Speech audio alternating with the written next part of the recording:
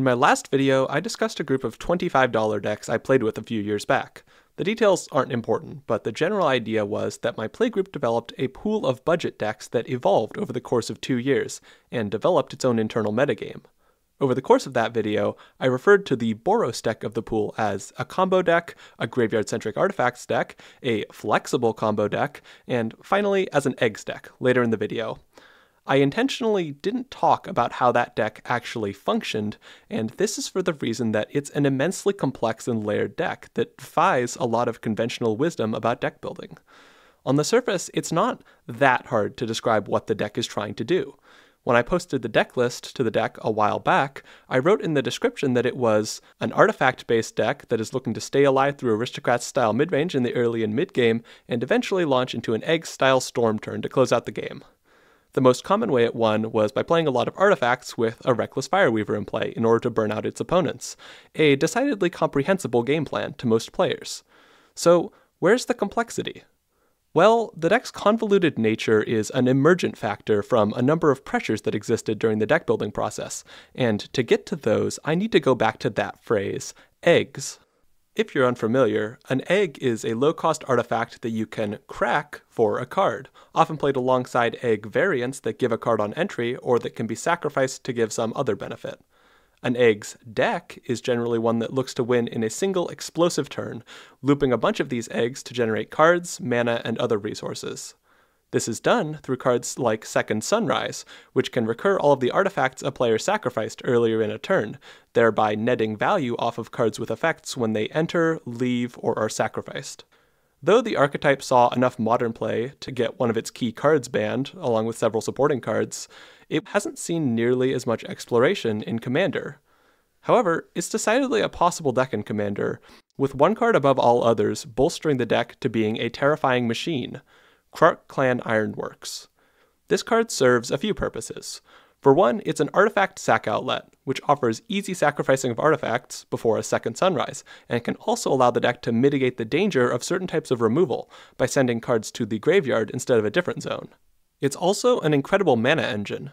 Eggs is a storm deck at its core, one that is hungry for ways to keep piling on cards and mana to prolong its storm turn, and Krark Clan Ironworks basically single-handedly guarantees that the deck will have all the colorless mana it could ever need on its big turn.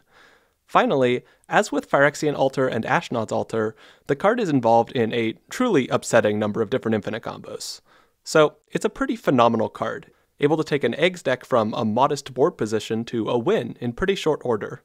However, the catch here is that the card is decidedly out of the price range for a $25 deck, and it is joined in this fact by the Altars, cards that could offer a similar benefit for creature sacrificing. So, how did the deck actually end up getting built without these pivotal tools? To get into that, let's take a step back and talk about the commander my friend Hans picked out for the deck. Gerard Weatherlight Hero is a somewhat niche commander from 2019, and basically what he does is trigger a Second Sunrise effect when he dies. This is nice for adapting eggs to the Commander format, as there aren't that many Second Sunrise type cards, a fact that might otherwise pose difficulties in a 100-card singleton format. However, the Boros color identity does pose some problems on its own. A lack of black and blue excludes some of the more explosive win cons, such as Marionette Master, and more importantly, it mostly excludes the deck from having access to tutors in order to get easier access to critical cards. So, despite having a potential solution for the Second Sunrise problem, the deck still had to solve the problem of needing to draw into a sack outlet in order to extract full value out of its commander. And the nature of Gerard means that the deck wants both an artifact sack outlet and an option for sacrificing Gerard. Even if we set aside the premium sack outlets I mentioned earlier, there is still an unfortunate pattern.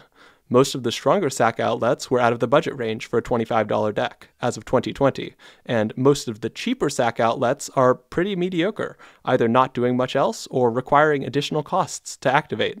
The deck ended up running 3 artifact sacrifice outlets. Ravenous Intruder and Atog offer a potential beatdown win con in addition to being sack outlets, and Slowbad can also provide protection for key artifacts. Likewise, Martyr's Cause offers creature protection, and Thermopod is a sort of budget Phyrexian Altar, meaning that all 5 of these have additional utility outside their role as sack outlets. But these numbers are decidedly not enough for a deck where having a sack outlet is so fundamental to the operation, so Hans opted to supplement these with 8 board wipes that could destroy both artifacts and creatures. This is the first type of special sauce that made the deck work. Board wipes function as a single-use sack outlet for all non-land permanents, allowing a full refresh of the artifacts and creatures that the deck has on board. Not only this, they help address a key problem caused by the deck lacking access to KrarkClan Ironworks and the altars: its speed. Without the explosive mana boost provided by these sorts of cards, the deck needs to develop a lot more permanents that can generate mana before its Loops with Gerard can become mana positive and allow it to fully pop off. And while this will usually happen eventually, it can take a while. Running a bunch of board wipes helps with that, giving the deck tools to clear out a concerning board that might otherwise spell its demise. This is part of why I refer to the deck as mid-range eggs. A common play pattern for the deck is to perform one or more isolated loops prior to its big turn, wiping the board with Gerard in play in order to slow down opponents and generate a handful of cards off of a developing board of eggs. This would be an unusual choice in a lot of more conventional eggs decks, a flagrant waste of a precious second sunrise effect. But at a budget point without access to powerful cards that would speed up the deck, it's an entirely sensible choice. In this way, we can see how the budget constraint results in a slower deck that inherently needs to play more reactively, and play more reactively it does. The deck's slowness gets compounded by another factor that the thumbnail of my last video alludes to: the fact that the pool got increasingly aggressive over time.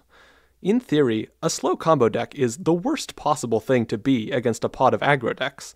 The explosive nature of the deck will draw attacks from nervous opponents, and the focus on putting together the combo rather than building a sizable board will often leave combo decks without the blockers needed to stave off pressure from opponents.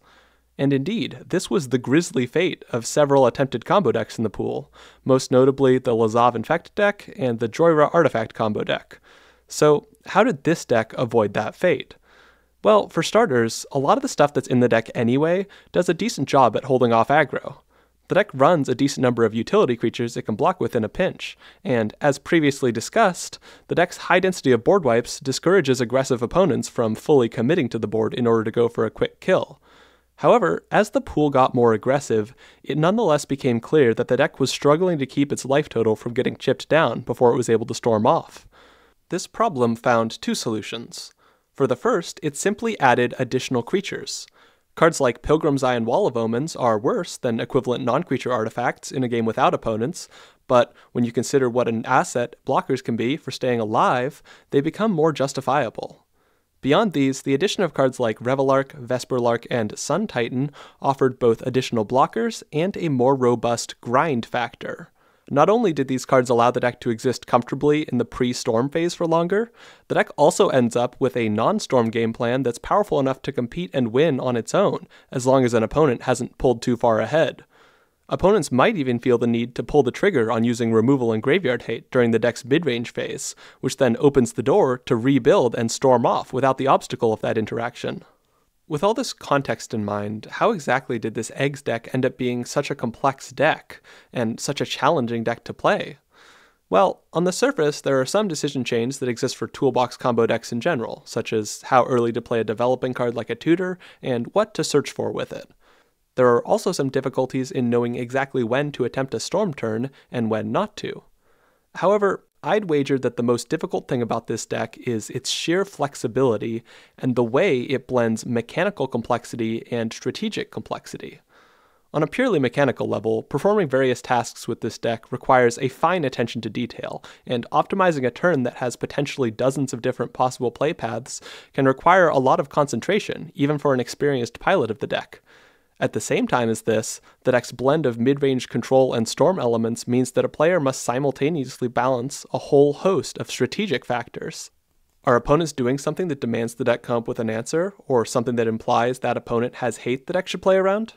If an opponent is playing aggressively, should the deck dig in its heels and play defensively, or would doing so slow it down to where a different opponent is able to get too far ahead? Is an opponent's game plan scaling to where the deck needs to storm off in an approaching turn in order to avoid losing?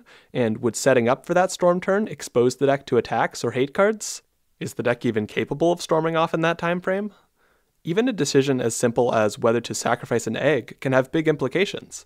Sacrificing it might allow the deck to dig for useful cards and keep its card velocity up, but each egg sacrificed weakens Gerard's loops, and sacrificing too many may leave the deck with too few eggs to begin storming off in a reasonable time frame. Ultimately, it's this combination of macro and micro that makes the deck so difficult to play. A pilot of the deck needs to consider the merits of a number of different play paths, but each of those play paths involves dozens of different decisions along with a number of probabilistic factors, so figuring out the correct decision can involve thinking multiple turns in advance, down play paths which each individually have a tremendous amount of complexity and elements to consider. Finding its way to a win can feel like threading the needle, where there are countless factors to balance and where a single tiny mistake can doom the deck to failure.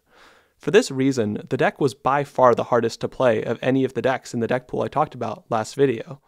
As the resident combo player and the person who built the deck, Hans had a 28% win rate with it over the course of all the games with it, while all other players had a collective 19% win rate with the deck.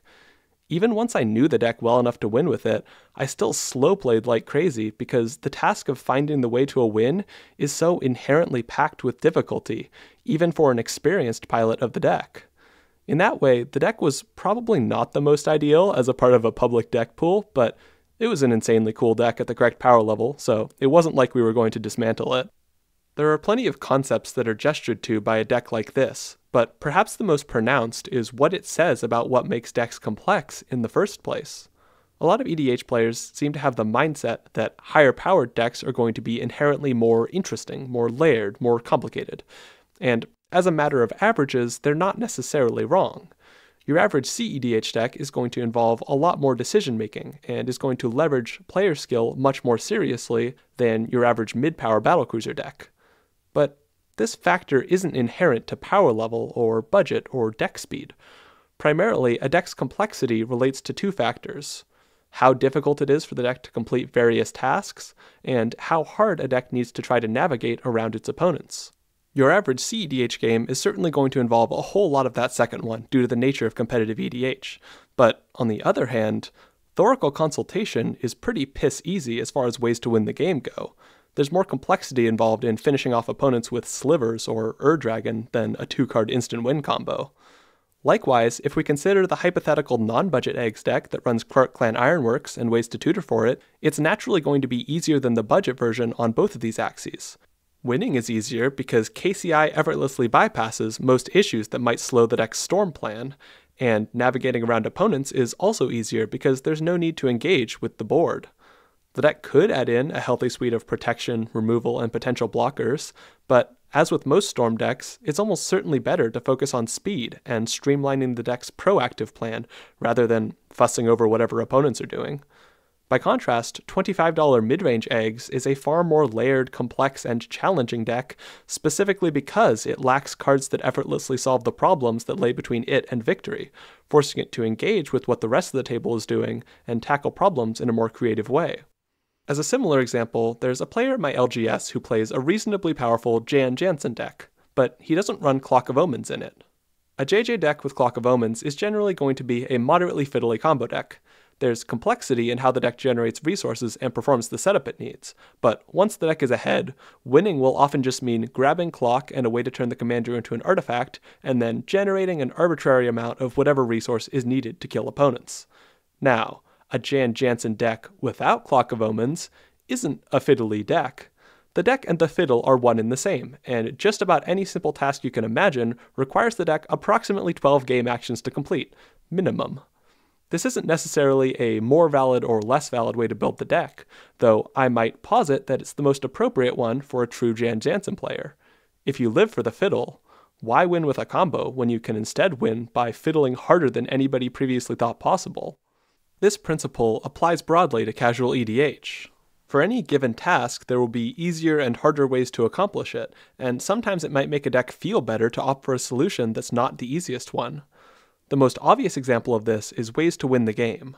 I know a lot of EDH players who have gone through a phase of trying to make a deck they like as good as possible, up to and including throwing lots of power cards and infinite combos into it. Then, a couple months into chasing this goal unquestioningly, they look at the deck they've ended up with and realize that the things about the deck they really liked have been lost in the shuffle. The same can be true for value generation. The strongest options in general are going to be your set and forget engines like the One Ring and Rhystic Study, but these are also plain, predictable, and often entirely disconnected from the rest of what a deck is doing. If you're building a CEDH deck, these make sense as a starting point since they're the most powerful options, but Magic is filled with lots of other options that are far more interesting. What about an explosive but spicy option like Necrologia, or a synergistic value engine like Scrap Trawler, or some modal instant speed draw options for a more control-oriented deck? If the creative process of figuring out how to pull ahead in value is interesting to you, playing draw you actually like at a slightly lower power level may be a much more enjoyable experience than relying on generic staples at a higher power level. Likewise, if you have a task you want to accomplish in a straightforward way, it can make sense to boost the power of your cards for that specific task. In my Francisco Malcolm deck, I spend a hefty chunk of budget on several generic, relatively powerful tutors, because finding my combo pieces is an area of my deck I don't want to fuss around with. By contrast, the draw and counter spells in the deck are lower power, but more carefully tuned to the deck's specific needs and play patterns, and this ends up feeling good for the way I want the deck to play. As another example, Hans has a mid-power chainer deck that has all sorts of ridiculous and fiddly synergies, but it runs most of the powerful mono-black acceleration because everything in the deck is extremely mana-intensive, so without a massive amount of mana, the deck feels slow and toothless. As EDH players, we often think about power level on a deck-wide basis, Is it high power? Is it low power? Is it CEDH? And this framework can be useful at giving a snapshot of a deck, but digging into how efficient each different component of a deck is and being intentional about the relative power of different parts of a deck can lead to decks that are more fun to play. Asking what sort of experience you're looking for out of a deck and tailoring the components of it to match that experience is a step that can and will lead to more enjoyable decks and games. Thanks for watching. If you like what I do here and would pay money for even more of it, you can head over to my Patreon. There, I have 7 full-length bonus videos, along with 5 endnotes to videos here, where I discuss related topics that didn't make the cut for the final script. Patron money goes toward making sure that I always have plenty of delicious eggs to eat, as well as toward paying my rent and letting me buy pretty basic lands. All equally important tasks, if you ask me,